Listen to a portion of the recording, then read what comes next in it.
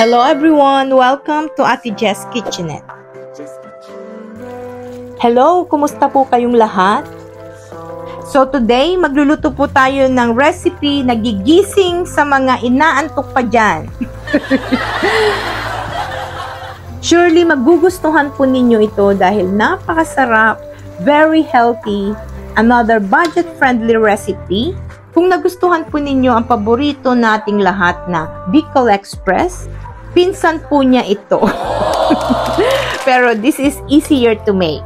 This is gising-gising. Okay, let's start. Ito po ang mga ingredients. Yan. Bagoong alamang, coconut milk, coconut cream, minced pork, sibuyas, bawang, red and green chilies, paminta, cooking oil, sigarilyas, sitaw, at idagdag na rin natin ang asin, patis, at seasoning powder. Okay, to start off, over medium heat, magdagdag po tayo ng cooking oil. Ayan, para igisa po natin ang ating garlic and onion. Unahin po natin yung ating garlic until golden brown. Then, isunod na po natin ang ating sliced onion. Any kind po, kung mayroon po kayong red or white, will do. Igisa lang po natin ito until soft and translucent. Yan. Kapag okay na po lahat ang ating mga aromatics, pwede na po nating ilagay ang ating minced pork. Igisa lang po natin ito hanggang maging light brown. At syempre para matanggal din po yung kanyang meaty smell. Ayan, mapapansin nyo habang niluluto po natin yung giniling, magkakaroon po siya ng clump or buo-buo yung karne. So, i-break nyo lang po ito to cook evenly. Ayan, nicely browned na po ang ating giniling. So, we can add now our bagoong. Bali, gisado po ang gamit ko dito. Pero kung wala po kayong ginisang alamang, pwede naman dito nyo naggisahin. Igisa lang po natin siya ng kaunti. Ay naku, ang sarap ng amoy. Fan po talaga ako ng bagoong alamang. Actually, nagpapasarap po talaga ito at nagbibigay ng umami flavor sa ating dish. Oh yes! Okay, now let's add our green and red chilies. Nasa sa inyo po kung gaano po karaming chili ang ilalagay po ninyo. Gusto ko yung medyo magigising-gising ako sa anghang. Kaya nga tinawag yan na gising-gising. Ayan, magdagdag na rin po tayo ng paminta. Then, coconut milk, ilagay na rin po natin. At yung coconut cream naman, gagamitin po natin ito mamaya. Ayan, kalusin lang po natin lahat kasi sayang, diba? So, ang gamit ko po dito ay yung nasa lata. Pero, of course, mas masarap pa rin talaga kung mayroon po tayong fresh coconut milk. Oh, yes. So, takpan po natin and let it simmer for 10 minutes. Hayaan po natin itong maluto and lumapot po ng bahagya. So, after 10 minutes, i-check po natin. Bango! Sarap-sarap. Amoy na amoy po yung kanyang gata at yung alamang. Wow, sarap-sarap talaga. Tikman po natin para alam po natin kung anong seasonings po ang kailangan po nating i-adjust. Magdadagdag po ako ng patis. Ayan. Paubos na rin yung patis ko. Siyempre, hindi mawawala ang pampasarap, diba? Maski na anong meron po kayo dyan, pwede rin pong wala kung yan po ang prefer nyo. Ayan, tikman po ulit natin.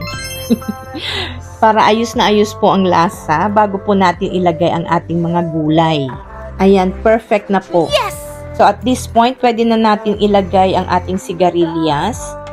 Ganyan po ang pag-slice, at least ½ inch. Alam niyo po na excite talaga ako nung makita ko itong sigarilyas sa Asian shop. Kaya naisipan ko magluto ng gising-gising. Isahog na rin natin ang ating green beans, kagaya rin nung sigarilyas, slice din po natin ito ng at least ½ inch. Haluin lang natin ito ng maigi, ayan. So, takpan po natin and continue cooking this for 5 minutes on a medium-low heat po. I-check na po natin Wow, ayan, luto na po. Madali lang pong maluto ang mga gulay. Panatilihin po natin itong malutong. Ayan. Ako, ang sarap-sarap talaga ng amoy. Naman po ulit natin. Tignan natin kung yung mga gulay ay talagang luto na. Ayan, luto na po talaga. Lastly, ilalagay na po natin ang ating coconut cream or yung ating kakanggata. Lalo po itong magpapalinamnam sa ating gising-gising. Ito, haluin lang po natin ito ng maigi. Pag kumulo na po ito, papatayin na po natin yung apoy. Hindi na po natin ito patatagalin. Idadagdag ko lang po the rest of my red chilies, but this is optional po. Ito na po ang ating gising-gising. Ayan. Sarap. Di nga po napaka-easy gawin. Sabi ko nga po sa inyo, super easy po talaga ang recipe ito. Maski na yung mga bago sa pagluluto, can cook this recipe.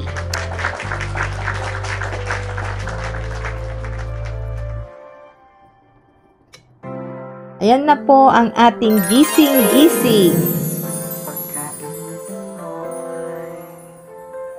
Ayan, magluto na rin po kayo.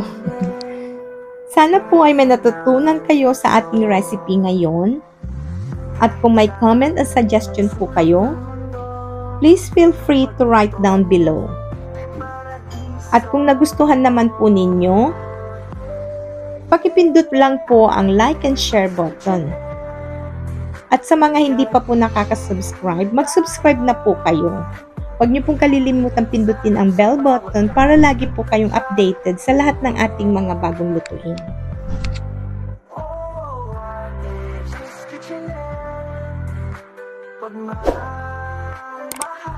Thank you for watching. Bye!